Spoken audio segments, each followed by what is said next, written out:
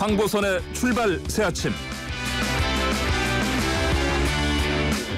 네, 황보선의 출발 새 아침 3부 시작합니다. 쏟아지는 뉴스 속 진짜 뉴스의 밑줄을 그어보고 자, 냉정하고 공평하게 생각해볼 지점에 TF도 그려보는 밑줄 그놈이다. 자, 오늘 이 시간엔 특별히 2021년 신축년 새해 주요 정치 일정, 이슈, 논란들 살펴보는 시간 같습니다. 일단 박원석 전 정의당 의원 연결되어 있고요. 안녕하십니까? 네, 안녕하세요. 네, 오늘은 특별히 또 이종훈 시사평론가도 함께하십니다. 안녕하십니까? 네, 안녕하세요. 네, 자, 두 분 다 새해 복 많이 받으십시오. 네, 새해 복 많이 받으십시오. 새해 복 많이 받으세요. 예. 자, 일단 첫 번째로요. 자, 이낙연 대표가 이제 박근혜 전 대통령 그리고 이명박 전 대통령 사면 거론했습니다. 그 이낙연 대표 측은 뭐 청와대와 사전 교감 없었다 이렇게 얘기하는데, 근데 이제 하도 이제 뭐 당내에서 그 반발이 거세니까 그 한 발 물러서는 상황입니다. 이 논란 왜 하필 이 시점에 나왔다고들 보십니까? 먼저 박원석 전 정의당 의원님. 네, 뭐 3일 만에 사실상 이낙연 대표가 하셨던 말씀을 거둬들인 셈이 됐는데요. 예. 일단 뭐 새해 벽두부터 이게 상당한 파장을 일으켰던 뉴스였던 것은 맞는 것 같습니다. 네. 당 내부나 또 지지층 내부의 반발도 굉장히 격렬했고요. 이낙연 대표 어제 그 최고위원회 이후의 말씀을 들어보면 예. 정치가 이제 진영 논리를 떠나서 국민 통합을 이뤄야 된다는 평소의 소신이었다. 네. 이렇게 말씀을 하셨는데, 근데 그런 평소의 소신을 말씀하신 것 치고 너무 갑작스러웠어요. 네. 일단은 그 여권 내부의 공감대가 없었다는 게 결과적으로 가장 큰 패착이었던 것 같고요. 예. 당내의 최고위원들은 물론이고 또 의원들의 상당수, 지지층의 상당수가 여기에 반발을 했고, 그럼에도 불구하고 이런 말씀을 하신 건 청와대와 교감이 있었던 것 아니냐. 네. 이런 관측이 있었는데 거기에 대해서는 이제 부인을 했습니다. 예. 두 번째로는 야권의 반응도 뜨뜻미지근했다는 거죠. 예. 그러니까 일부 뭐 유승민 의원이라든지 그 환영하는 목소리도 나왔습니다만, 김종인 비대위원장이나 또 네. 조호영 원내대표나 이게 의심의 눈초리는 있었지만 흔쾌하게 환영하는 안철수 그 대표도 마찬가지고요. 예. 그런 면에서 야권의 적극적인 공감도 이끌어내지 못했고, 그리고 무엇보다 세 번째로는 이게 이제 중간층 민심을 좀 잡아보겠다. 예. 네, 이런 판단이 깔려 있었던 것 같은데, 네.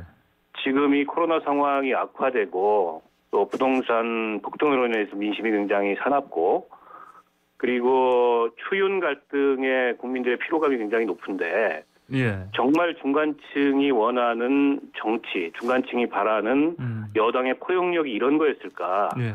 그런 면에서 봤을 때 이 국민들과의 커뮤니케이션 내지는 민심을 읽는 그런 측면에서도 그다지 그렇게 썩 바람직한 제안은 아니었다. 결과적으로 이낙연 대표의 리더십이랄까요? 네. 이런 것들이 좀 훼손되는 그런 결과를 낳은 게 아닌가 봅니다. 예, 현재로서는 일단 이 대표의 리더십이 좀 손상을 받는 상황인데 앞으로 특별한 어떤 전환이 없다면은요. 이를테면 네네. 이달 중순 박근혜 전 대통령 대법원 선고가 14일에 있고요. 아마도 지금 그 직후로 그 대통령의 그 신년 기자회견이 있을 것 같은데 아마 그때쯤에는 또 입장을 밝히지 않겠습니까? 그런 네, 수용 여부가 나와야 예. 그 입장 표명이 나올 수는 있는데 네. 일단 현재까지 여론 지형으로 봤을 때 이 네. 얘기를 다시 꺼내들기는 조만간 쉽지 않을 것 같습니다. 예, 알겠습니다. 이종훈 평론가님, 네. 어떻게 상황 보십니까? 이 대표의 처지가요. 지금 상황에서는 그렇게 예상을 과연 했을까요? 이분이 이렇게 들고 나왔을 때 사면 얘기를. 본인 예상하고 좀 반대로 흘러가는 것 같아요. 그러니까 네. 결과적으로 좀 용두사미가 좀 돼버린 게 아닌가 이렇게 좀 생각을 하거든요. 예. 뭐 청와대도 보면 반응이 이낙연 대표의 제안도 없었다, 입장도 네. 없었다, 네. 입장도 없다 이거 아닙니까? 네네. 결국 이제 청와대하고 사전 교감이 이제 없었던 것으로 귀결되는 그런 분위기란 말이에요. 예. 이렇게 보면 결국은 이낙연 대표가 결국 자기 정치한 거 아니냐. 이렇게 볼 수밖에 없다는 겁니다. 예. 그러니까 대선 주자로서 지지율 관련해서 좀 이제 이재명 경기지사하고의 경쟁 부분에서도 그렇고 좀 뒤지고 있는 그런 이제 흐름들이 네. 나타나고 있으니까 예. 뭔가 반전 카드로 결국은 이걸 던진 거 아니냐. 네. 그러니까 본인이 이제 생각했던 것은 어떤 통합적 리더로서의 이미지 네. 그런 걸 좀 부각을 해서 중도층 내지 보수층으로 좀 지지세를 획득을 하면서 예. 나는 좀 외연 확장성이 있는 네. 사람이다라고 좀 이야기하고 싶었던 것 같은데 그리고 네. 실제로 그런 효과도 기대했던 것 같은데 결과적으로는 좀 실패한 거 아니냐. 네. 이렇게 되면 향후에 지금 사실은 대선 주자로서 행보에서도 굉장히 좀 발목이 잡히는 그런 상황이 되지 않을까 이렇게 좀 생각을 합니다. 그 일각에서는 이 이낙연 대표가요, 그 뭐 이신점심으로 또는 선의로서 일단 문 대통령이 이 사면 부분 관련해서 결정을 하기 쉽도록 뭔가 길을 터주는 역할을 하려고 이렇게 한 건 아닌가 이런 해석도 있긴 합니다. 좀 일리가 네. 있다고 보십니까? 뭐 그럴 수도 있는데 네. 그렇더라도 이제 최근에 사실은 문재인 대통령하고 독대도 뭐 연이어 있었고 예. 그런 자리에서 그야말로 대통령의 의향도 좀 이렇게 타진을 해보고 해야 하는 거죠. 예. 이런 중대 사안은. 네, 네. 그리고 사면은 뭐 그 민주당 대표가 결정하는 게 아니지 않습니까? 예. 결국 대통령이 최종적으로 이제 결정해야 되는 사안인데 사전 교감 없이 그런 걸 진행했다라고 한다면 이건 사실은 좀 문제가 될 수도 있는 이제 그런 거죠. 예. 자, 그런데 만약에 사전 교감 하에서 이제 이런 것을 이제 진행을 했고 이렇게 약간 이제 여론의 추이를 본 다음에 네. 청와대는 뒤로 빠졌다라고 얘기한다면 네네. 문재인 대통령 결국 나쁜 대통령이다라는 얘기밖에 안 되잖아요. 어허, 근데 예. 그랬을 가능성은 그렇게 높지 않다. 네. 지금 이제 그건 굉장히 정치적으로 이낙연 대표 입장에서도 부담이 많이 따르는 선택 아니겠습니까? 네. 그래서 지금 청와대가 지금 보이고 있는 공식적인 반응이 일단은 좀 맞는 게 아닌가 이렇게 예. 좀 생각을 해요. 그래서 예. 사전 교감 없이 그러니까 좀 본인의 정치적 판단에 따라서 이렇게 하면 결국 문재인 대통령에게도 득이 될 거다라고 뭐 계산을 했는지는 모르겠는데 네. 어쨌건 그런 그 선택이 하에서 지금 진행이 되는 것으로 일단 볼 수밖에 없지 않나 이렇게 생각을 합니다. 예, 저 박원석 전 의원께서는 어떻게 보십니까? 이런 어떤 치밀한 어떤 전략 전술적인 계산 하에서 이런 얘기를 꺼냈을 가능성도 있다, 없다. 어떻게 보십니까? 그랬을 것 같지는 않고요. 아, 그래요? 예. 그랬다면은 여론이 좀 나쁘다 그래서 3일 만에 물러서지는 않겠죠. 네. 그러니까 사실은 이낙연 대표가 대통령의 부담을 덜어드리겠다는 예. 주관적 선의는 가졌는지 모르겠으나 그것이 사전에 청와대와의 긴밀한 그 어떤 물밑 공감대를 통해서 나왔던 제안이라고 보기는 어려울 것 같고. 예. 근데 이제 결과로 보면 이낙연 대표가 가졌던 선의가 어쨌든 오히려 대통령한테 좀 부담을 지우는 네. 그 결과가 초래됐어요. 예. 여기서 만약에 그 1월 중순에 있는 재상고심 판결 이후에 예. 사면 논의를 다시 꺼내들기도 여론의 반발 강도를 봤을 때 특히 민주당 지지층의 반발 강도를 봤을 때 굉장히 어렵게 됐고 네. 또 그 논의가 한편에서 나올 텐데 야당이 문제 제기를 할 테니까 그에 대해서 청와대가 반응을 하지 않는다면 어떻게 보면 문 대통령이나 청와대는 국민 통합의 뜻이 없는 거 아니냐. 예. 이런 비판의 빌미를 제공할 수도 있거든요. 그래서 어떻게 보면은 좀 그게 선이었는지는 모르겠습니다만 괜한 논란을 만들어서 오히려 대통령한테 부담을 지우는 듯한 그런 네. 결과를 초래한 게 아닌가 싶습니다. 예, 알겠습니다. 자, 오늘 박원석의 밑줄 시간은요, 이종훈 평론가와도 함께하고 있습니다. 좀 더 다양한 관점에서 올해 신축년의 그 주요 정치 일정 이슈 살펴보기 위해서 이렇게 하고 있는데요. 청취자 여러분들 의견 보내주실 분들은요. 샵 0945번 유료 문자입니다. 로 보내주셔서 의견 주시면 저희가 바로 방송에서 반영하도록 하겠습니다. 자, 다음 이슈로 넘어가겠습니다. 이제 공수처장 결국은 뭐 후보가 결정이 됐고요. 2명, 그중에 이제 1명이 이제 판사 출신이 이제 예정이 됐는데, 자, 이거 관련해서 지금 야당에서는 계속해서 뭐 특히 법적으로 헌법소원 제기하고 그다음에 앞으로 또 이 문제 관련해서 계속해서 법적 공방으로 이어갈 상황 같습니다. 어떻게 전망하십니까? 이종훈 평론가님? 네. 그러니까 지금 뭐 국민의힘은 계속 앞으로도 그렇게 나갈 거다 이렇게 생각을 해요. 예. 그러니까 공수처가 본인들이 반대한다고 이게 안 만들어질 거다라는 생각은 애초부터 하진 않았을 거다라고 보거든요. 네. 그 정도 계산했겠죠, 당연히요. 예. 그럼에도 불구하고 이제 계속 반대한 것은 이게 예. 이제 정치적인 공세의 대상이 되기 때문에 그런 거죠. 예. 그리고 이제 공수처가 출범했을 때 실제로 이게 혹시 야당 탄압이나 이런 식으로 작용할 가능성도 좀 사전에 차단해야 될 필요성이 있는 거죠. 네. 그렇기 때문에 이제 처음부터 계속 이제 반대를 했고 계속 지연 전술을 썼던 이제 그런 이제 맥락이 있는 거고요. 예. 그 연장선에서 본다면 이제 공수처가 설립되고 난 이후에도 그러니까 공수처 길들이기를 뭐 나름 시도를 할 거다라고 생각을 해요. 그러니까 네. 공수처가 혹시 이게 좀 너무 여당에 유리한 방향으로 예. 수사를 진행한다거나 뭐 이런 식의 상황이 혹시나 벌어진다라고 한다면 뭐 야당으로서는 뭐 역시 악재가 될 수밖에 없겠죠. 특히 이제 야당 정치인 대상으로 뭐 수사를 강도 높게 진행한다거나 이러면 이게 일종의 이제 공안 정치 비슷하게 이제 될 수도 있는 이제 그런 그 우려가 있기 때문에 예. 그런 부분에 대해서 사전 좀 차단하는 의미에서라도 그러니까 법적인 문제는 이 결과적으로 뭐 승패 여부를 떠나서 예. 계속 제기를 하면서 공수처 길들이기를 시도할 가능성이 굉장히 높다. 예. 이렇게 일단 생각을 합니다. 공수처 길들이기를 위한 문제 제기 이렇게 전망하셨습니다. 그러면 박원석 전 의원께서는 앞으로 야당이 공수처 출범 후에 어떤 식으로 뭐 대응할 것으로 예상하십니까? 일단 국민의힘의 기조가 크게 달라질 것 같지는 않습니다. 예. 애초에 이 공수처법이 논의됐던 그 시점부터 예. 지금까지 일관되게 반대를 해오고 있고 또 헌법소원을 비롯해서 여러 가지 법률적인 문제 제기를 하고 있는데 예. 일단 이 기소권과 고위공직자들에 대한 기소권과 수사권을 다 갖고 있는 공수처가 예. 헌법상 어디에도 소속되지 않는 이런 기구다라는 점에서 저는 헌법적 이슈를 제기해 볼 만하다고 생각합니다. 예. 그러나 그 이외에 국민의힘에서 제기하고 있는 예. 문제 제기는 예. 대부분 이제 정치 공세 내지는 이제 발목 잡기에 불과하다고 보고요. 예. 일단 관심은 이제 공수처장 후보가 정해졌기 때문에 20일 이내에 이제 오늘 아마 청문 그 요청서가 국회에 도착을 할 텐데 네.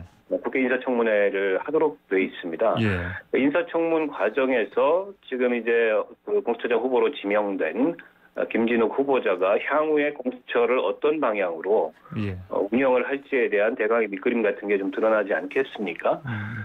때문에 일단 인사청문회를 지켜보는 것이 우선일 것 같고요. 예. 그리고 어떤 제도든 그 제도가 갖는 그 순기능과 역기능이라는 게 다 있습니다. 예. 근데 지금 이제 국민의힘에서는 저 제도가 갖는 역기능만을 강조해서 저게 그 야당에 대한 사정기구 혹은 권력형 비리를 감싸는 은폐하는 그런 기구가 될 거다 이렇게 네. 예단하고 문제 제기를 하는데 저는 뭐 그렇지 않으리라고 보고요. 예. 그리고 공수처의 수사 대상이나 그 법의 작동 원리만 보더라도 사실은 지금 현재 권력을 갖고 있는 측이 훨씬 더 부담스러운 법안입니다.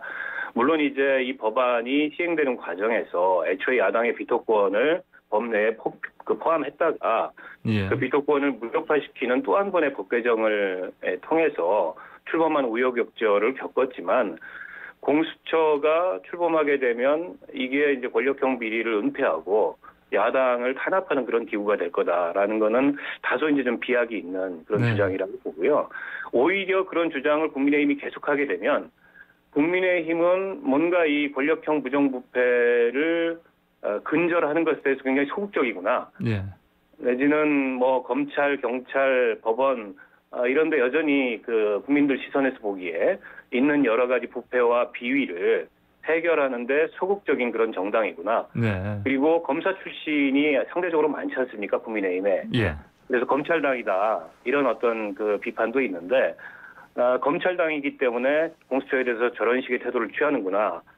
이런 어떤 그 여론의 반발을 부를 수가 있어요. 그래서 그동안에 어쨌든 공수처 출범 과정에서 했던 비판은 비판이고 제도가 출범을 하게 되면 이 제도가 좀 긍정적인 방향으로 순기능을 할 수 있도록 한편으로는 협력하고 한편으로 견제하는 태도가 필요한데 지금 국민의힘의 일관된 반대라는 게 너무 지나치다. 저는 그런 생각이 듭니다. 예, 알겠습니다. 자, 이 여당에서는 이제 뭐 또 검찰개혁 시즌 2라고 지금 얘기를 합니다. 그래서 심지어 이 검찰청도 없애겠다 이런 법안까지 발의를 했습니다. 이게 실제로 현실화할 수 있는 가능성 어떻게들 보십니까, 이종원 평론가님? 예, 제가 보기에는 뭐 일단 이제 법안이 나오긴 했는데, 예. 그러니까 지금 이제 검찰청 자체를 없애고 이제 공소청으로 이제 바꾸겠다는 거죠. 그리고 네. 이제 대검찰청 없애겠다 예. 뭐 이런 건데, 일단은 좀 그 논리적으로 앞뒤가 안 맞는 측면이 하나 있습니다. 그게 뭐냐면 예. 경찰 같은 경우에는 지금 자치경찰제로 지금 전환하겠다는 거 아닙니까? 네. 자, 그러면 이제 미국식 제도를 이제 쫓아가겠다는 이제 거란 말이에요. 예, 그렇다라고 전제한다면 검찰도 마찬가지 자치검찰제로 전환하는 게 맞는 거죠. 예. 그런 건데 지금 이제 여당 쪽에서 나온 법안을 보게 되면 그거하고는 좀 다른 방향성을 지금 잡고 있어요. 그러니까 뭐 대검찰청을 없애는 이제 그런 식으로 이제 설계가 돼 있고, 예. 공소만 이제 할 수 있도록 그렇게 유지만 할 수 있도록 이렇게 이제 초점을 맞추는 그런 거로 돼 있는데, 그래서 제가 보기에는 이거는 뭐 시민단체 쪽에서도 이미 그 자치경찰과 더불어서 자치검찰 해야 된다라는 지적을 한 바도 있고 해서 범여권 내에서도 뭐 시민사회 중심으로 이건 뭐 좀 수용되기가 힘든 그런 방안이 아닌가 싶어요. 그래서 결국 법안이 최종적으로 채택될 것 같지는 않은데, 예. 그러니까 전체적으로 이건 국가 설계하고도 좀 관련이 있는 거란 말이에요. 예를 들어 자치경찰제라고 하는 거는 지금 민주당이 이제 그동안 계속 주장해 온 연방제 수준으로 지금 국가 구조를 바꾸겠다는 거하고 좀 연관이 있는 이제 그런 거 아니겠습니까? 예. 그렇게 본다면 검찰청도 만약에 향후에 제도 개선을 한다라고 한다면 특히 조직 부분에서 그런 쪽으로 설계를 하는 것이 온당하지 않나, 저는 그렇게 생각을 합니다. 예, 알겠습니다.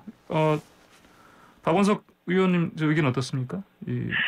일단 민주당이 제안한 그 제도 설계 방안이 아주 명료하진 않습니다. 예. 그러니까 큰 틀에서 이 수사권과 기소권의 분리라는 측면에서 현재는 이제 6대 중요 범죄에 대해서 여전히 검찰이 수사할 수 있도록 예. 남겨놨는데, 그것마저도 수사권을 다 떼어내고 검찰은 본연의 역할인 소추기관으로서 기능할 수 있도록 하겠다. 예. 라는 거는 뭐 이해하겠는데요. 그러면 그 떼어낼 수사권은 어디로 가는 거냐?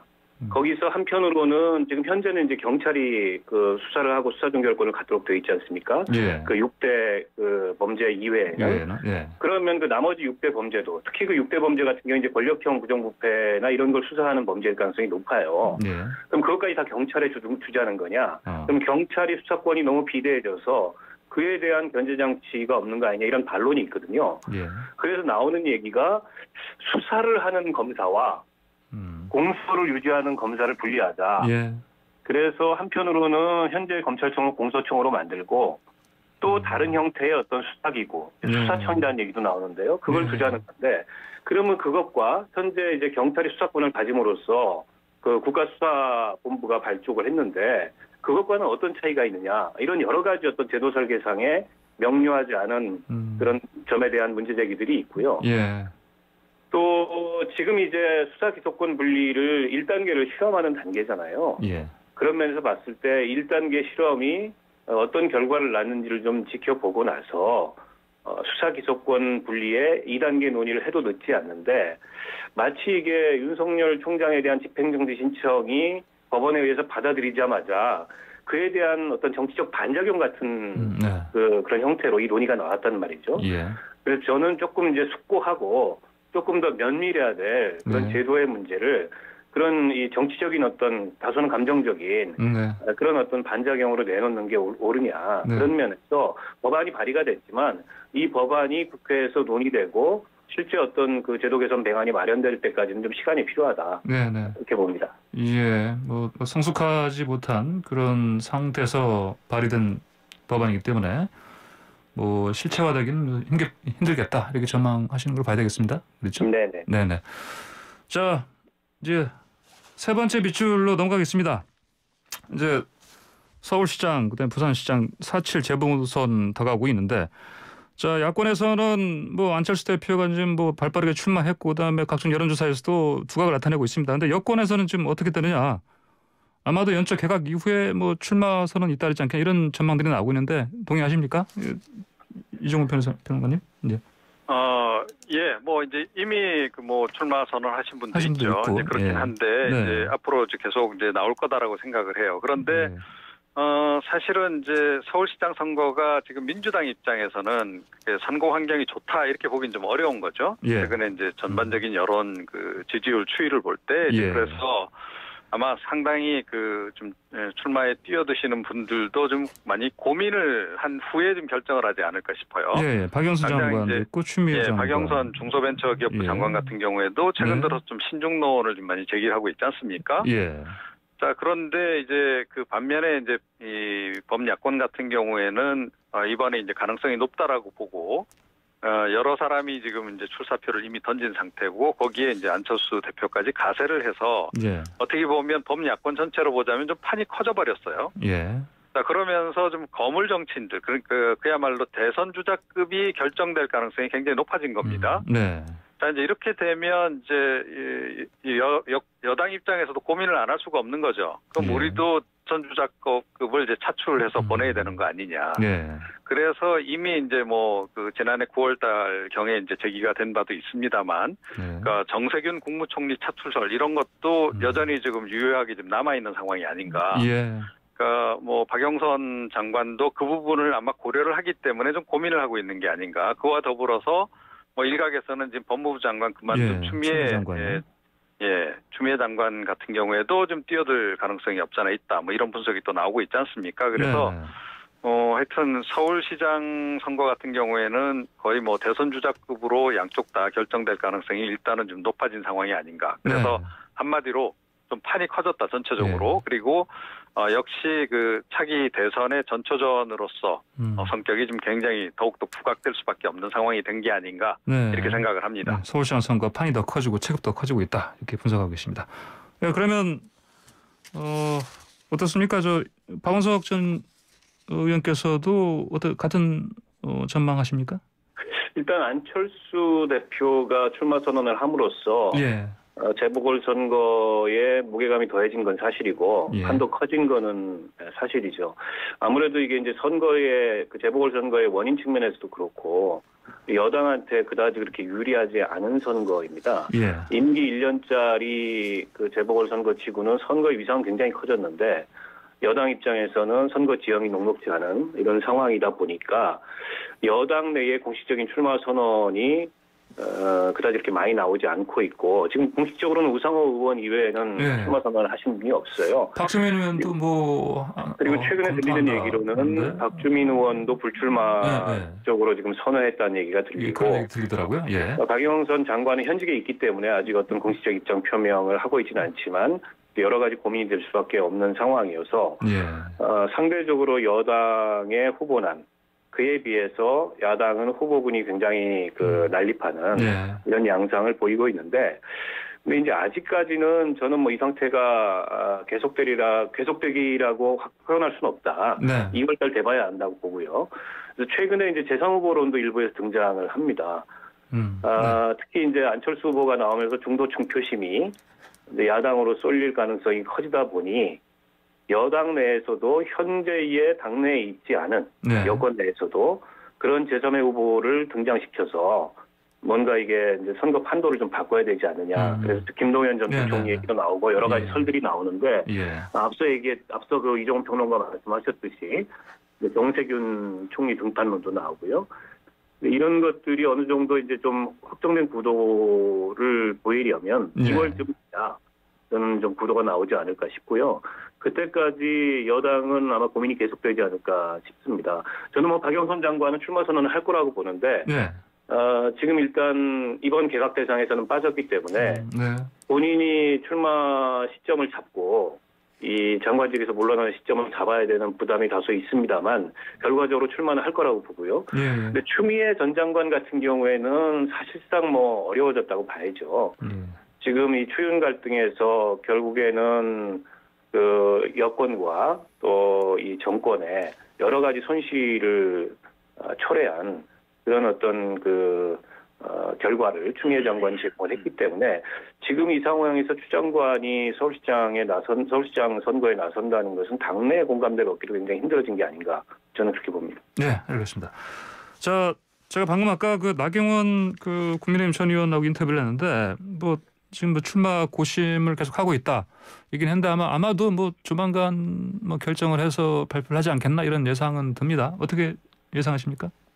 네, 이종훈 예, 변호사님. 뭐 네. 그럴 가능성 굉장히 높지 않나 이렇게 생각하고요. 예. 뭐 지금 오세훈 전 시장 같은 경우에도 뭐 이제 이미 출마를 사실 한 거나 다름없는 그런 행보를 지금 계속 보이고 있는 거 아니겠습니까? 네. 그래서 그러니까 전체적으로 지금 이제 범야권에 유리한 그런 지형이라고 보기 때문에 그러니까 지금 부산시장 선거도 그렇고 서울시장 선거도 그렇고 그 범야권에서는 많은 후보자들이 이제 출사표를 던질 것으로 일단 이렇게 이제 봐야 되지 않나 이렇게 생각을 합니다. 예, 그럼 이런 상황이면은 이제 결국은 근데 이제 지금 안철수 대표가 앞으로 어떻게 그 자신이 이를테면 뭐 국민의힘과 국민의당 뭐 합쳐서 이를테면 뭐 입당을 해서 경선에 나설 것이냐 아니면 그냥 뭐 바깥에 머물면서 할 것이냐 전망은 물론 아까 나경원 전 의원도 그냥 들어오지 않을 것 같다 이렇게 전망해도 어떻게 예상하십니까? 이 부분은요? 예, 그러니까 뭐 일단 뭐 제가 좀 더 말씀을 드리면, 예. 그러니까 뭐 여러 가지 지금 이제 대안에 대해서 고민을 분명히 하고 있을 거다라고 지금 보고요. 그리고 예. 약간의 여지들을 다 남겨놓는 발언들을 했어요. 그러니까 입당 가능성에 대해서 완전히 뭐 부인하는 그런 얘기를 하지 않았고 안철수 대표가. 그리고 이제 뭐 합당 부분도 마찬가지고 그동안 이제 계속 통합을 추진해 온 건 이제 분명한 사실인 거고요. 그래서 이제 당 밖에서 있으면서, 그러니까 국민의당의 이제 그 후보자로서 예. 국민의힘하고 어떻게든 이제 뭐 순차 경선이든 공동 경선이든 뭐 이런 식으로 이제 일단 진행할 가능성이 높지 않나 이렇게 좀 생각을 합니다. 예. 자, 그런데 이제 그게 이번에 과연 이제 성공 카드인지는 잘 모르겠어요. 그러니까 지금 현재 뭐 여론 지지율 같은 거 추세를 보게 되면 뭐 안철수 대표가 이제 서울시장 후보로서는 비교적 높게 나오는 건 사실인데 예. 국민의힘에 지금 출사표를 던진 분들의 지지율을 다 합치면 또 안철수 대표에 비해서는 좀 더 높게 나온단 말이에요. 그것도 오차범위 밖으로. 예. 그러면 국민의힘 쪽에서 최종 후보가 결정되고 만약에 뭐 나중에 순차 경선을 치른다라고 했을 때 꼭 이긴다는 보장을 지금 하기는 어렵다라고 좀 생각을 합니다. 그래서 그런 부분도 이번에도 좀 현실적으로 좀 냉정하게 좀 판단을 잘 해야 할 거다. 안 그러면 뭐 그동안에도 이제 몇 차례 그랬습니다만, 그러니까 안철수 대표 입장에서는 그냥 보태주고만 끝나는 그런 상황이 또 재현될 수도 있다. 이렇게 생각을 합니다. 예. 그러면은 박원석 전 의원님, 그 안철수 대표가 앞으로 어떤 식으로 움직일 것 같습니까? 일단 뭐 두 가지 가능성이 있어 보이는데요. 네. 하나는 이제 국민의힘 후보들까지 다 포함해서 한 차례 통합 경선을 통해서 예. 끝내는 방법이 있을 수 있겠죠. 근데 그 통합 경선도 국민의당에 입당해서 치르는 방식이 있고 국민의당에 입당하지 않은 채로 여론조사 형태로 치르는 방식이 있을 수 있습니다. 예. 근데 현재 안철수 대표의 스탠스로 봐서는 뭐 입당을 부정하진 않지만 그렇다고 적극적으로 고려하는 것 같지는 않아요. 예. 그러면 안철수 대표가 선호하는 방법은 현재 국민의 당적을 유지한 채로 여론조사 형태로 모든 범야권의 후보가 원샷 경선을 하자. 예. 네, 이런 그 경로를 선호하지 않을까 싶고요. 다른 하나의 방식은 이제 그 국민의힘 후보가 선출된 이후에 2단계 경선을 치르는 건데, 예. 그거는 이제 앞서 이종훈 평론가도 전망하셨듯이 결과를 장담할 수가 없습니다. 왜냐하면 어쨌든 국민의힘은 조직에 힘이 실려 있고 안철수 대표는 뭐 원내 의석을 갖고 있는 정당의 대표이긴 합니다만 예. 한대당 조직력이 거의 없다는 측면에서 봤을 때 장담할 수 없는, 승리를 장담할 수 없는 경선 방식이어서 그에 대해서는 상대적으로 국민의힘 쪽에서는 선호하는 반면에 예. 안철수 대표는 좀 부정적인 입장을 밝히지 않을까 싶고 이 사이에서 조금 이제 힘겨루기가 진행이 될 텐데, 근데 야권을 지지하는 유권자들의, 야당을 지지하는 유권자들의 열망이 굉장히 크기 때문에 예. 여론의 압력이 작용을 하게 되지 않겠습니까? 네. 그러면 어떤 형태로든지 결론이 날 텐데 이게 이제 너무 늦으면은 너무 늦어서 국민의힘이 자체 경선을 실시하고 자체 후보가 선출돼 버리면은 사실 뭐 방법이 없어요. 그런 면에서 봤을 때 안철수 대표 입장에서 봤을 때는 1월 내에 어떻게 결론을 내야 되는 상황인 거죠. 예, 알겠습니다. 자, 오늘 밑줄 박원석 전 의원과 함께 또 이정훈 시사평론가 함께 같이 했습니다. 오늘 말씀 두 말씀 여기까지 듣겠습니다. 감사합니다. 고맙습니다. 네, 감사합니다. 네.